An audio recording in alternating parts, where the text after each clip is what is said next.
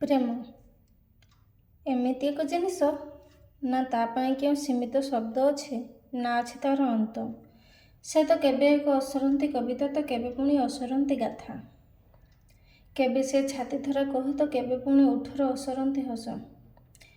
ତାକୁ ଯାହା ସହ ବି ତୁଳନା କରିବ, ସେ ସୁନ୍ଦର ହୋଇ ଗଢ଼ା ହେବ।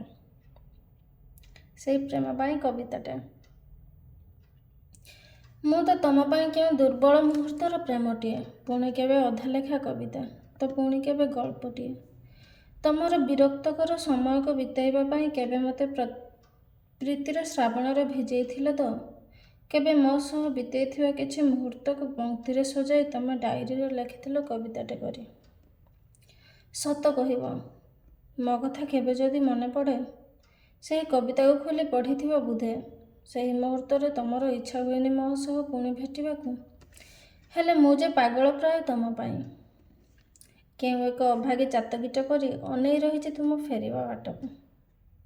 ଧନ୍ୟବାଦ।